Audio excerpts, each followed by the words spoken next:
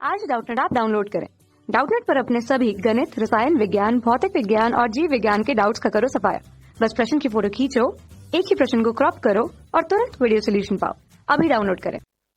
प्रश्न दिया है, अनुचुंबकत्व के विपरीत प्रतिचुंबकत्व पर ताप का प्रभाव लगभग नहीं होता, क्यों?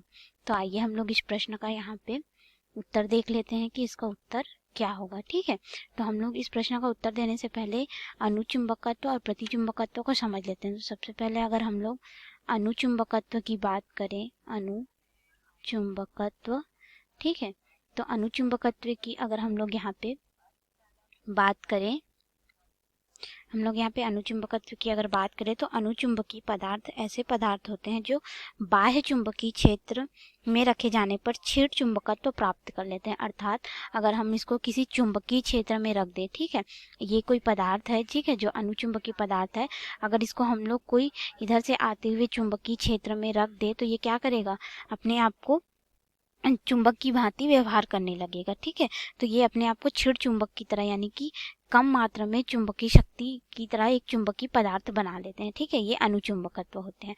और प्रतिचुंबकत्व क्या करते हैं, अर्थात हम ये जो अनुचुंबकत्व होते हैं उनको बोल सकते हैं कि ये चुंबकीय पदार्थों को अपनी तरफ आकर्षित करने लग जाते हैं बहुत कम शक्ति से। ठीक है, और अगर हम लोग प्रतिचुंबकत्व की बात करें तो प्रतिचुंबकीय पदार्थ या फिर प्रतिचुंबकत्व वो होते हैं जो चुंबकीय पदार्थ द्वारा विकर्षित होते हैं। ठीक है, यानी कि चुंबकीय पदार्थ को अपने तरफ आकर्षित नहीं करते, प्रतिचुंबकीय पदार्थ जो रहते हैं उसको चुंबकीय पदार्थ को प्रतिकर्षित करते हैं। ठीक है, इसीलिए इसको प्रतिचुंबकत्व कहते हैं। अब हमको यहाँ पे बोला जा रहा है कि अनुचुंबकत्व के विपरीत प्रतिचुंबकत्व पर ताप का प्रभाव लगभग नहीं होता। तो हम लोग यहाँ पे अनुचुंबकत्व की पहले बात कर लेते हैं। जो अनुचुंबकीय पदार्थ होते हैं, ठीक है, उसमें किसी चुंबकीय पदार्थ के परमाणु या फिर आयनों का अपना स्वयं का स्थायी चुंबकीय द्विध्रुव आघूर्ण होता है।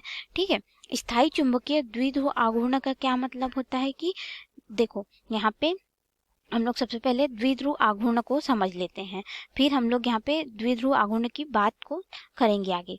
द्विध्रुव आघूर्ण वह होता है जो बराबर परंतु विपरीत प्रकार के बिंदु आवेश एक दूसरे से अल्प दूरी पर स्थित होते हैं और किसी आवेश तथा या फिर दोनों आवेशों के बीच की दूरी के गुणनफल को हम लोग क्या बोलते हैं, द्विध्रुव आघूर्ण बोलते हैं।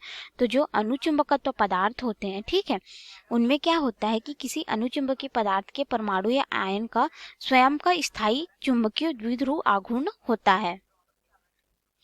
देखिए हम लोगों ने यहाँ पे द्विध्रुव आघूर्ण को समझ लिया। अगर हम लोग इसको ऐसे समझे कि कोई पदार्थ है, ठीक है, उसमें इस तरह से उसके डोमेन है, तो इन डोमेन में क्या होता है कि धनात्मक और ऋणात्मक आवेश होते हैं। ठीक है, तो जो धनात्मक और ऋणात्मक जो आवेश होते हैं उनमें क्या होता है कि वो खुद ही स्थायी द्विध्रुव आघूर्ण को प्राप्त करते हैं। तो चुंबकीय द्विध्रुव आघूर्ण में भी उसी तरह से होता है कि आवेश और ये जो दो आवेशों के या फिर ये समान आवेश हो या फिर देखो यहाँ पे जैसे धन आवेश है तो यहाँ पे भी हम लोग धन आवेश ले लेंगे, तो ये जो दो समान आवेश है इनके बीच की जो दूरी होगी, ठीक है, निम्नतम दूरी होगी, उसका गुणनफल और इनके आवेश का गुणनफल हमको क्या देगा, चुंबकीय द्विध्रुव आघूर्ण देगा।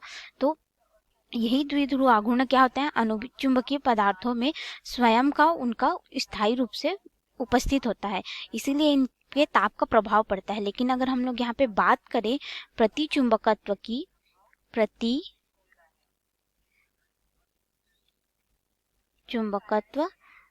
की, तो इनमें क्या होता है कि इनका स्वयं का प्रेरित द्विध्रुव आघूर्ण का मान परमाणु की आंतरिक ऊष्मीय गति चाहे जो भी हो, ठीक है, जिसको हम लोग उसकी ऊर्जा बोलते हैं, चुंबकीय क्षेत्र के विपरीत होता है। मतलब कि चुंबकीय क्षेत्र जिस तरफ से लगाए हैं उसके विपरीत हमको क्या मिलता है, उसके परमाणुओं के आंतरिक ऊष्मीय गति के विपरीत हमको प्राप्त होगा द्विध्रुव आघूर्ण। ठीक है, इसीलिए इस प्रकार प्रतिचुंबकीय पदार्थ में ताप परिवर्तन का कोई प्रभाव नहीं पड़ सकता, या फिर हम बोल सकते हैं कि जो प्रतिचुंबकत्व होते हैं या प्रतिचुंबकीय पदार्थ होते हैं उनमें जो ताप का परिवर्तन होता है उससे वे स्वतंत्र होते हैं तथा ये चुंबकीय पदार्थ द्वारा प्रतिकर्षित होते हैं या चुंबकीय पदार्थ को प्रतिकर्षित करते हैं। अगर इसी को हम लोग सरल शब्दों में समझे तो हम यह कह सकते हैं कि जो प्रतिचुंबकत्व होता है वो क्या करता है, चुंबक की क्षेत्र के द्वारा न तो चुंबक बनता है और न ही चुंबकीय पदार्थों को आकर्षित करता है। तो अब चाहे हम लोग प्रतिचुंबकीय पदार्थ का, जैसे कि प्रतिचुंबकीय पदार्थ जैसे बिस्मथ हो गया, ठीक है, शीशा हो गया, तांबा हो गया, सिलिकॉन हो गया, इन लोग को अगर हम लोग ताप बढ़ा भी दे तो भी वो चुंबक नहीं बनेंगे या उनकी चुंबकीय शक्ति नष्ट नहीं होगी।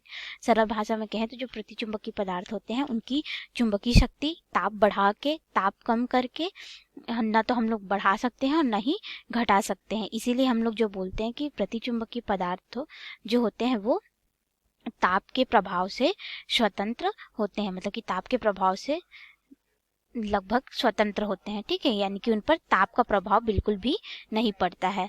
आप लोग को समझ में आया होगा। धन्यवाद। कक्षा 6वीं से 12वीं से लेकर नीट, IIT, JEE वो एडवांस के लेवल तक 1 करोड़ से ज्यादा छात्रों का भरोसा।